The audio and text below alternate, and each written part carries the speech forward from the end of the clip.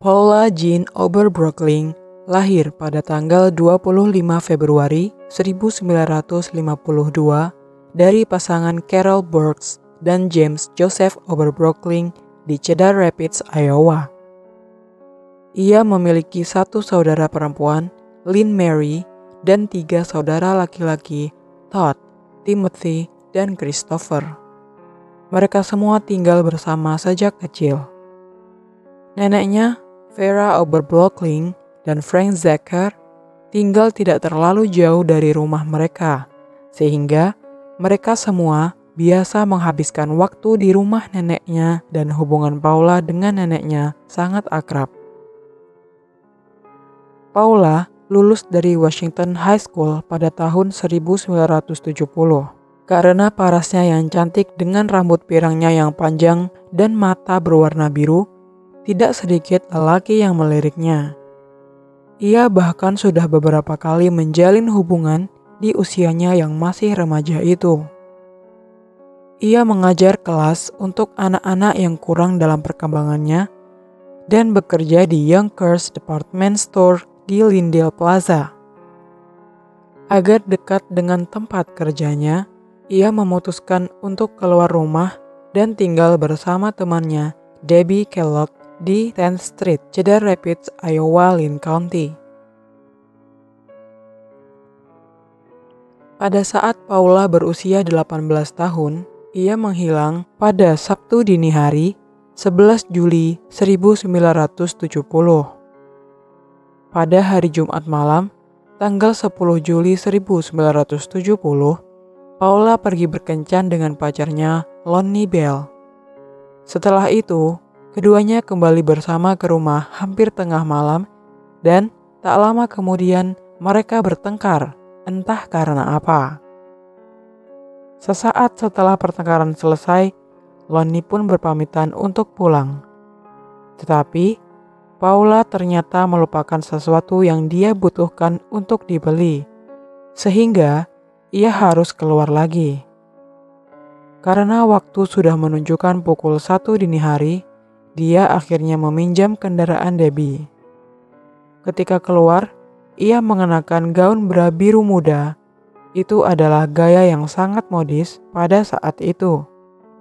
Ia berjalan keluar pintu dan berkata, "Aku akan segera kembali." Tapi, ternyata dia tidak pernah kembali lagi dan itu adalah terakhir kali dia terlihat. Saat menunggu temannya yang tak kunjung pulang, Debbie memutuskan untuk menghubungi keluarga Paula. Saat itu, ibunya lah yang mendengar langsung kabar itu, sehingga dengan cepat ia menelpon polisi untuk melaporkan bila putrinya hilang. Setelah mendapat laporan, polisi segera melakukan pencarian dan keesokan harinya, mobil Debbie ditemukan di zona larangan parkir di dekat Yonkers Department Store Eagle, sekitar 2 mil di sebelah timur dari tempat tinggal mereka.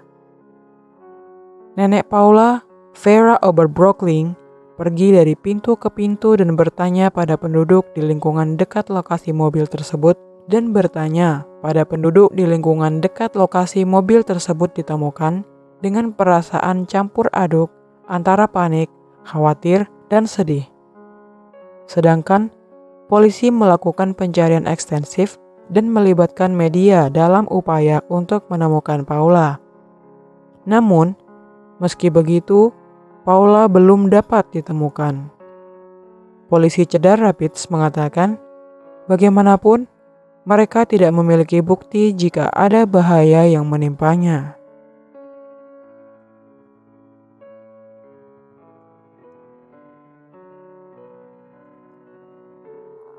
Pada hari Rabu, 15 Juli 1970, petugas polisi Cedar Rapids, C. Smith, berbicara dengan ibu Paula, Carol Oberbroeckling, sekitar pukul 5 sore tentang laporan orang hilang yang telah diajukan olehnya. Ibunya bercerita kepada petugas Smith. Paula kesal karena ia mengira dirinya hamil sekitar 1 sampai setengah bulan dan merasa jika pacarnya tiba-tiba mencoba menghindar darinya seperti akan lari dari tanggung jawab. Carol juga berkata bila sebelumnya putrinya pernah memiliki pacar berkulit hitam bernama Robert Williams, tapi mereka sudah putus beberapa waktu lalu. Kemudian, teman Carol menghubunginya dan memberikan info tentang putrinya itu. Pada hari Sabtu, tanggal 11 Juli 1970, pukul 1 dini hari, ia melihat Paula di daerah putaran, sedang mengalami masalah dengan mobilnya.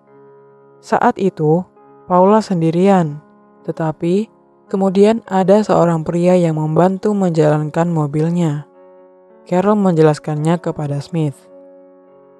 Lonnie, yang hadir selama wawancara dengan Carol, berkata kepada polisi bila Paula berkencan dengan pria lain dan pernah menulis surat untuk seorang kulit hitam bernama John Strayhorn yang tinggal di apartemen Hawthorne Hills. Namun, ketika petugas Smith mengunjungi apartemen Hawthorne Hills pada hari yang sama untuk memeriksa kebenarannya, ternyata manajer mengatakan jika tidak ada seorang pun penyewa atas nama John Strayhorn di sana. Atau bisa jadi ia tinggal bersama orang lain. Polisi kemudian menindaklanjuti ratusan petunjuk dan 4 bulan setelah hilangnya Paula, akhirnya mereka mendapat titik terang dalam kasus ini, meskipun itu bukanlah yang mereka harapkan.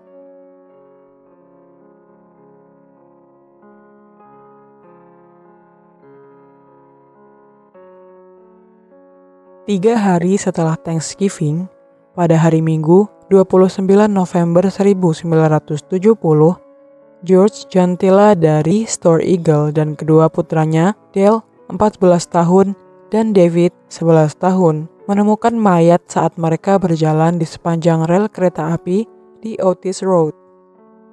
Mayat itu tergeletak di dekat jurang tak jauh dari Sungai Cedar, tepatnya di seberang pabrik pengolahan limbah yang jaraknya 6 mil dari apartemen Paula dan Debbie. Pada awalnya, penyelidik kesulitan untuk segera mengidentifikasinya. Tetapi, jenazahnya terbukti dibalut gaun berwarna biru muda seperti saat ia pergi keluar malam itu. Kemudian, 2 cincin dan gaun itu diidentifikasi oleh ibu Paula sebagai milik putrinya. Penyebab kematian tidak dapat ditentukan karena jenazah Paula saat ditemukan sudah mengalami pembusukan. Dan Kepala Polisi Cedar Rapids, George Mathias, mengatakan kepada pers, "Kami yakin ada kecurangan yang terlibat." Mel Hale juga membandingkan catatan gigi Paula dengan jenazah dan secara resmi mengidentifikasi jenazah tersebut sebagai putrinya.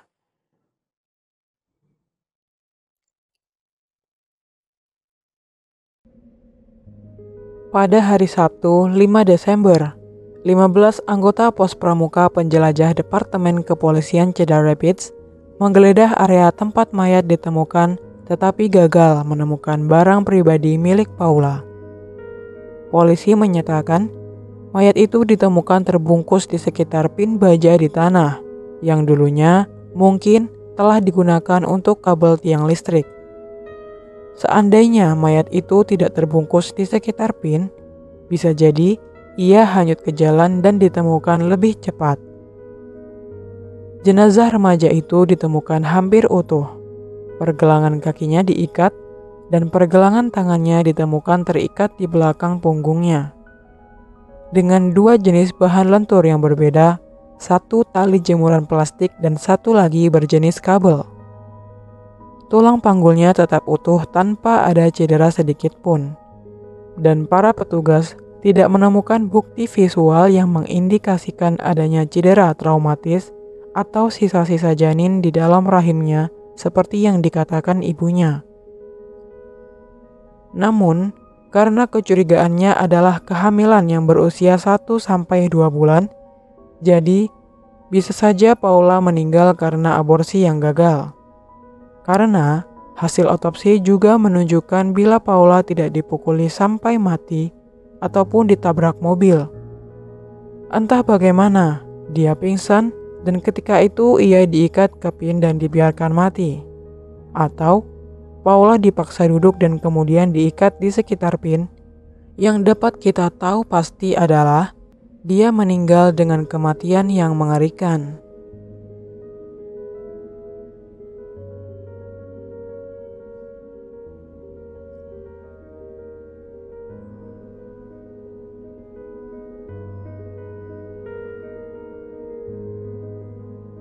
Beberapa barang pribadi yang ditemukan di TKP, seperti pakaian dan tanah di sekitar jenazahnya, dikirim ke Biro Investigasi Federal untuk diperiksa, kata Kepolisi Cedar Rapids Frank Matthias. Earl Rose kemudian melakukan otopsi di Rumah Sakit Universitas Iowa di Iowa City dan menyebutkan penyebab kematian karena cedera jaringan lunak, keracunan, sesak nafas, atau kombinasi dari tiga itu. Karena ketiganya tidak dapat diabaikan dari pemeriksaan sisa-sisa tubuhnya. Rose juga mengkonfirmasi jika Paula belum meninggal ketika ditempatkan dalam posisi itu. Kematiannya diakibatkan oleh gangguan pernapasan, terpapar, atau kombinasi gangguan pernapasan yang berkembang seiring dengan paparan yang terus berlanjut sehingga dia mengalami kelelahan. Jenazah Paula kemudian disemayamkan di pemakaman Mount Calvary pada pukul 11 pagi hari Senin, tanggal 7 Desember 1970.